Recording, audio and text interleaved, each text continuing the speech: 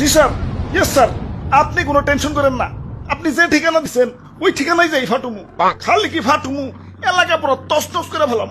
ঠিক আছে স্যার, যাই স্যার। অনেক দূর যাইতে হইব, গতিটা আরো বাড়িয়ে দিই। বাপরে, গতির ঠেলাই তো চোখে কিছু দেখতেছি না, চশমাটা পরে বই। কাগজ তুইটা গেল। হাই হাই, যে লোকেশনে যে আমার ফুটন লাগবো ওই ঠিকানাটা তো কাগজে লেখা ছিল। লোকেশনটা তো মুখস্থ করি নাই। কাম সারছে, কি করি এখন তো ব্যাগেরও দিয়া পারো না। না, আমার তো কোনো না কোনো জায়গায় যে ফুটনই লাগবো। কি করি কই পুরি। ওই তো সবুজ শ্যামল একটা দেশ দেখা যাইতেছে।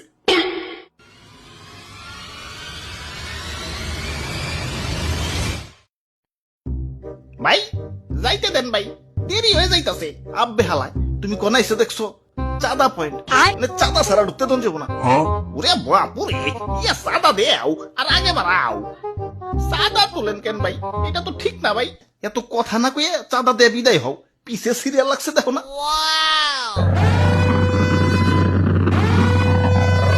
আরে আরে খারাও তো তাড়াহুড়া গেলা। ওই আমার পথ আটকেও না, আমার একটু সামনে গিয়া ফুটতে হইব। কিন্তু সামনে যাইতে হলে যে চাঁদা দেন লাগবো। এই চাঁদা হবাই চাঁদা, এই রাস্তা দিয়ে যেই যাইবো তারই চাঁদা দিতে হইব। দেন আপনার চাঁদা দাদা 150 টাকা। 150 টাকা? এই আমার কাছে কোনো টাকা নাই। টেকা না থাকলে তো যাইতে দন যাবো না। ওই ইমার্জেন্সি ভাই, আমার একটু সামনে যাই ফুটন লাগবো, যাইতে দাও ভাই। না না, চাঁদা ছাড়া তো কোনোভাবেই যাবে দন যাবো না। কাম সারছে রে, কোন দেশে বললাম?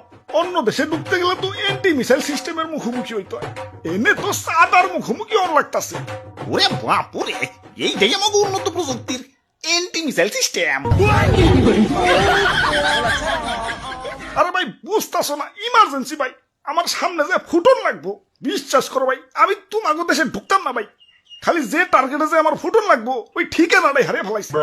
এখন এটাই আমার জীবন, লঞ্চ করার পর আমার ফুটনই লাগবো, যাইতে দাও ভাই। যাও, না করছে কেরা? চাঁদা দিয়ে জেনে মনে হয় হেনে যায় ফুটোগা। খালি শপিং মলটা বাদ দিয়ে, কারণ বাঙালি 99% এখন শপিং মলেই। ওরে বাপুরে, ইয়া চাঁদা দেও আর আগে বাড়াও। চাঁদা, চাঁদা, চাঁদা, চাঁদা,